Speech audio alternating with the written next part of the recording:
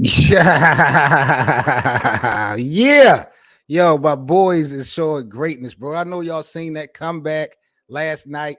Happy LeBron Day, NBA community.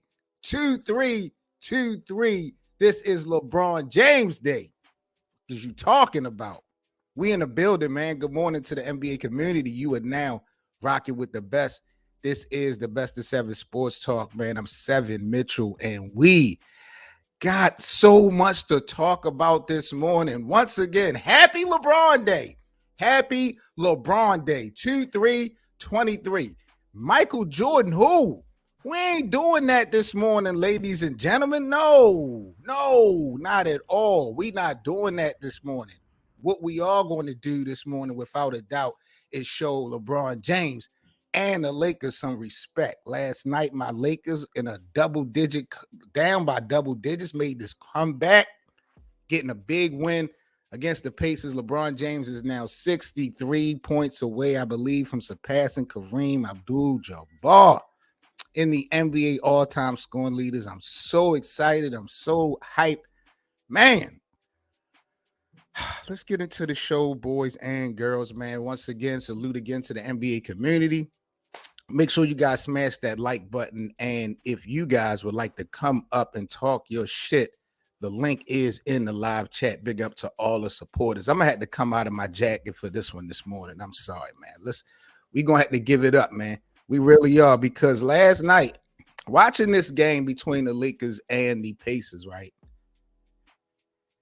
To me, the game was kind of defined within the last 3 minutes and 15 seconds. The last 3 minutes and 15 seconds really defined the Lakers team as well as the Indiana Pacers team. And what I mean is, what we wind up getting in the last 3 minutes and 15 seconds, remember, it was that big time Pat Beverly strip that he had against Halliburton, and then Darwin Ham challenged the call. So what we watched was Pat Bev bring that prime time defensive presence when it's needed the most. You know, some guys, like, they will make one play every so often to really change the narrative or really earn their paycheck. Pat Beverly with that steel strip was a big time call. Darwin Ham, first year head coach, with that coaching challenge, believing in what Pat Bev was saying. You know, the challenge was accepted. That was a huge turnaround play. I'm watching AD. AD played very well. You know what I'm saying? I think he's still kind of iffy. You could tell AD is not giving it 100% because of, I think he's still dealing with some mental demons with this whole physicality stuff. But AD played pretty well. I wanted him to be a little bit more stronger and physical versus Miles Turner, but, you know, for what it was worth, he did the job. The Lakers, though, again, they can't shoot the basketball. We watched Pat Bev blow a couple free throws. Dennis Schroeder missed 2 pivotal free throws. We missed some open shots. It was just the same old story from the Lakers for the most part. For the most part, I was like, damn, bro, this is what defines this team this year. All of our demons, everything that we've been dealing with is coming to bite us in these last 3 minutes. Russell Westbrook turning the ball over. LeBron James hit a big time 3. Buddy Hield hit a big time 3. You know what I'm saying? Buddy Hield showed that he is one of those guys. So, you know, that was definitely shown. But LeBron, man, you talk about clutch.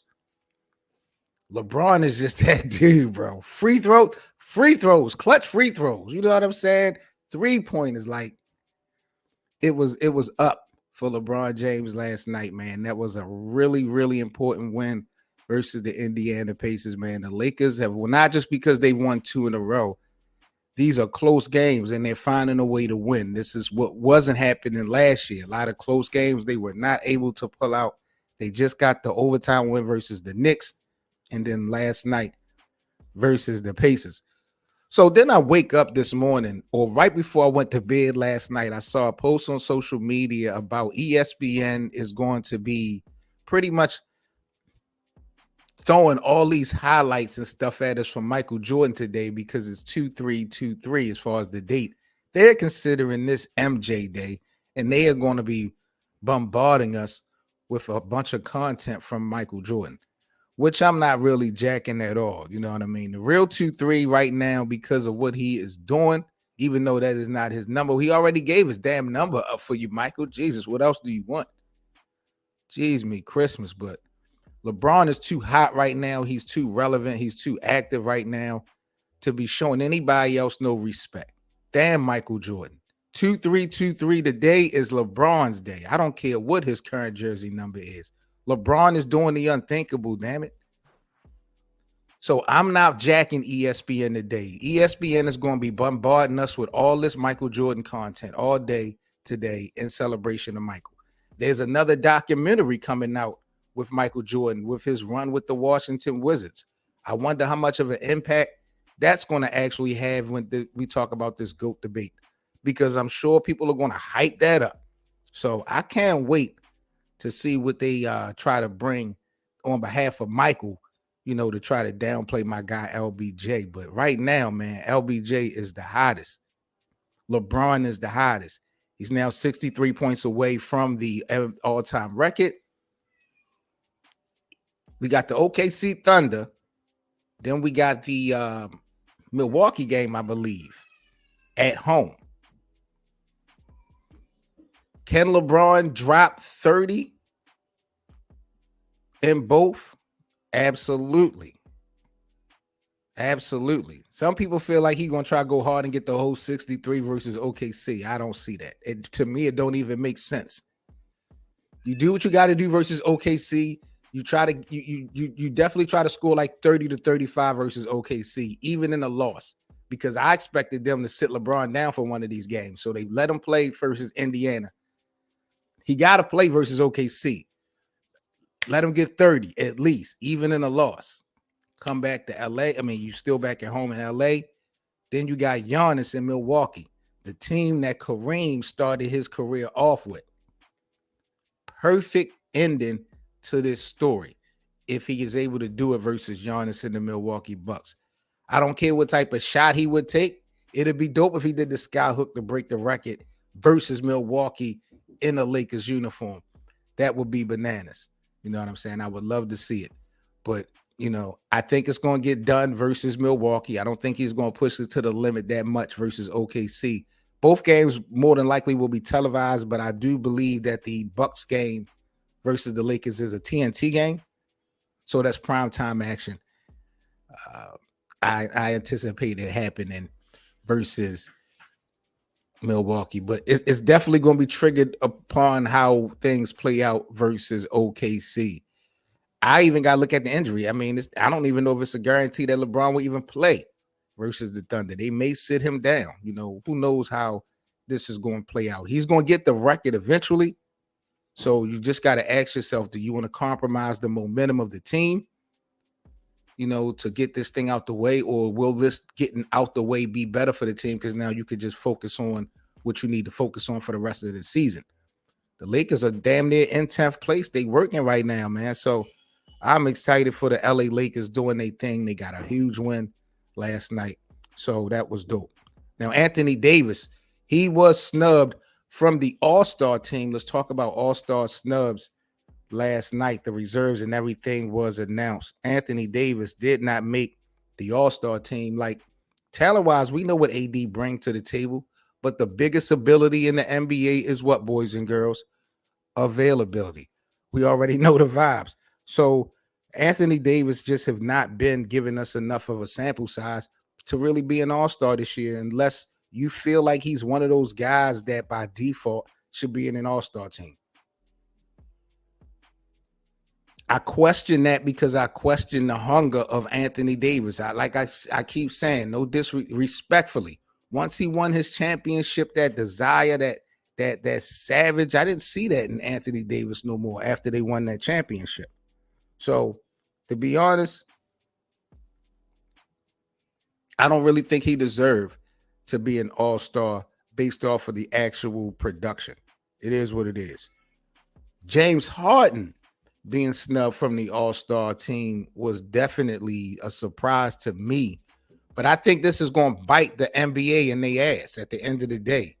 James Harden going to look at this as a sign of disrespect, and he knows he's going to have to get it done in the postseason when it counts the most, because everything in a regular season doesn't matter. So this was, I think, really a wake-up call. If James Harden wasn't focused before, I think he'll be more focused now. Philly is playing very well. The East is tough. So I think this is going to be a little bit of what's the word I'm looking for?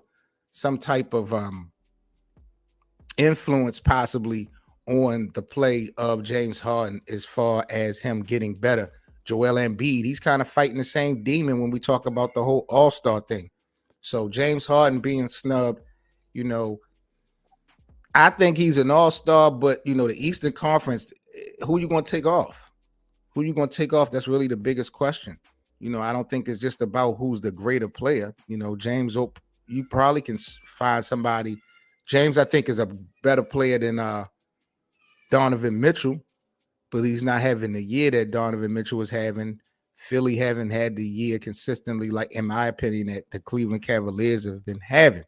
Donovan is very valuable to the Cavs. So, James Harden not making it is kind of crazy, but I think it'll work out good for them in the long run. Jalen Brunson not making the all-star team was really the biggest surprise to me, and I'm going to be the first one to say it because y'all know wasn't sold on Jalen Brunson.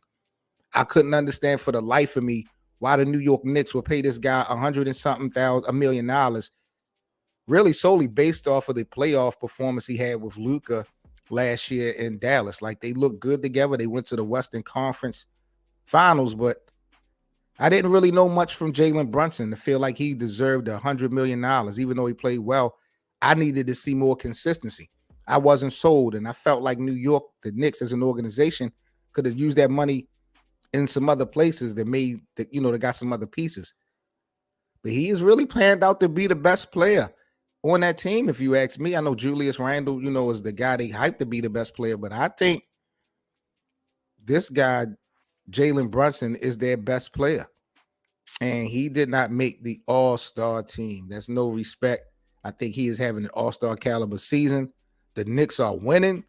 So I really don't know what was up with that one.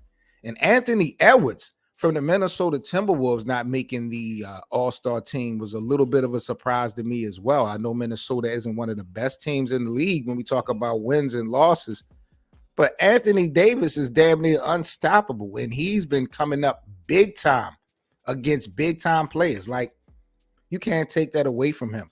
I don't blame Anthony Edwards for the lack of success that the Minnesota Timberwolves have had. He's pretty much I ain't going to say all they got, but he's a big part in their potential and their upside.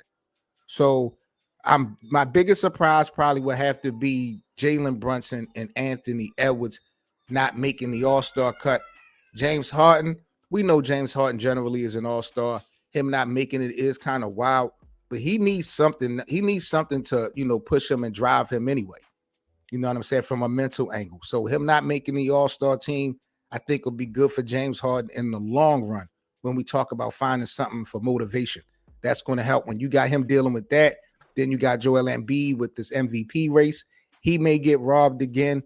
Philly are going to have to go through some challenges, but they are the types of challenges in my eyes that make people stronger and can make Philadelphia a real viable threat once we get into April and in March.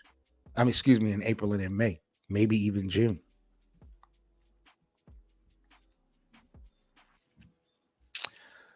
But, man, that's all I had for this morning. Real briefly, man, it's time to get the day started. But y'all know how I do in the morning. I got to chop it up with the NBA community because you guys are now rocking with the best. This is the Best of 7 Sports Talk, and I'm Seven Mitchell. Make sure you guys subscribe to the channel if you're new. And most importantly, if you enjoy daily NBA content, make sure you follow me everywhere on social media. Let me put up the information so you guys know where to check the kid out. 365 24/7, man. That's all we do is debate the NBA.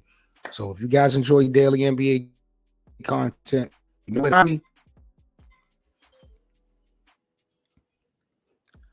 Salute again to the NBA community, man. About to get up out of here, but I will be back later on tonight for another live stream, an official live stream. Y'all stay safe. Subscribe to the channel. Smash that like button. Big up to the NBA community. I'm Seven Mitchell. This is the Best of 7 Sports Talk, and I'm out. Happy LeBron Day, ladies and gentlemen.